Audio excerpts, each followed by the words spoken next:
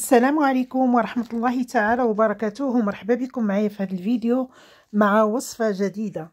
الوصفة ديال اليوم الشعرية الصينية بالكروفيت والخضر، كتحضروها للغداء أو العشاء، نسمة بخليط من الأعشاب أو لي زيرب دو بروفونس، وكتبقى هاد الأكلة اقتصادية وسريعة التحضير، وأكيد إلا جربتوها غادي تعجبكم. وبلا ما نطول عليكم غادي ندوزو لطريقة التحضير، وفي نفس الوقت غادي نعطيكم المقادير. نبداو بسم الله على بركة الله. عندنا غادي نضيفو الزيت النباتية، تقدروا تعملوا الخليط ديال الزيت النباتية مع زيت الزيتون، وكنضيفوا بصلة وحده وجوج حبات ديال الفلفلة حلوة مقطعين على هذا الشكل. وبالنسبة للتوابل عندنا الملح، الخرقوم البلدي، الكمون، الفلفل الأسود أو البزار، خليط من الأعشاب أو لي زيرب دو بروفونس، توم، الهريسة، غبرة أو على شكل صلصة. كنخلطوا هاد المكونات مزيان،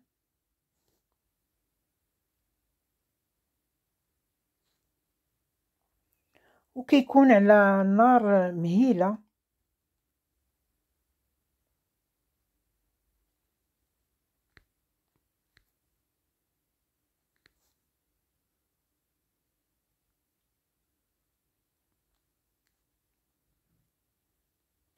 وصدقوني هاد الأكلة أكثر من رائعة، ما كتاخدش الوقت بزاف وكتجي لذيذة بزاف.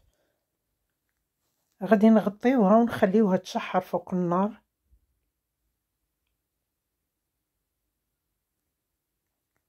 ودابا غادي نضيفو ليها 2 معالق كبار ديال معجون ديال طماطم، او تقدروا تعوضوه بالصلصه ديال طماطم، او 3 الحبات ديال طماطم طريه محكوكه.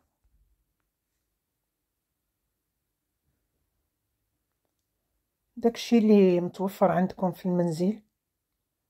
وغادي نخلطوا من جديد المكونات كاملين مع بعضياتها.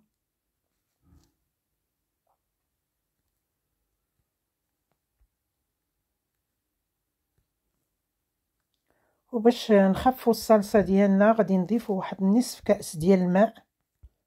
وفي هذا الحين كنكونوا ردينا الماء يغلي باش نوجدوا به الشعريه.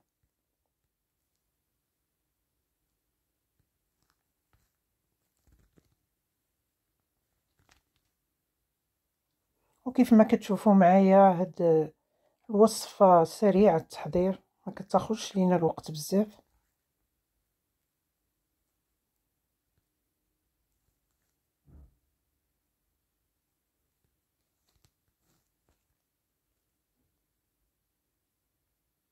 ودابا غنضيفوا ليها الكروفيت،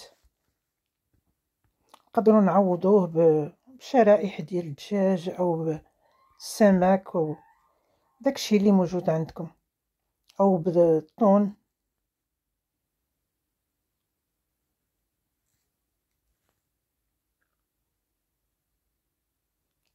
وغادي نطفيو على الصلصه ديالنا بعد ما تمر واحد 2 حتى ل3 دقائق. ودابا غادي نوجدوا الشعريه ديالنا. الماء ديالنا ها هو غلا، غادي نطفيو على النار وغادي نضيفو شويه ديال الملح والشعريه ديالنا،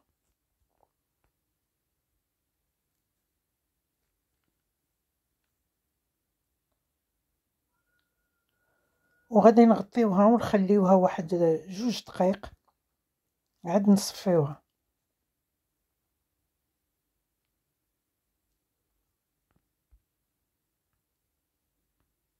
وبعد ما وجدت الصلصه ديالنا غادي نضيفوا عليها الشعريه اللي صفيناها وقطعناها.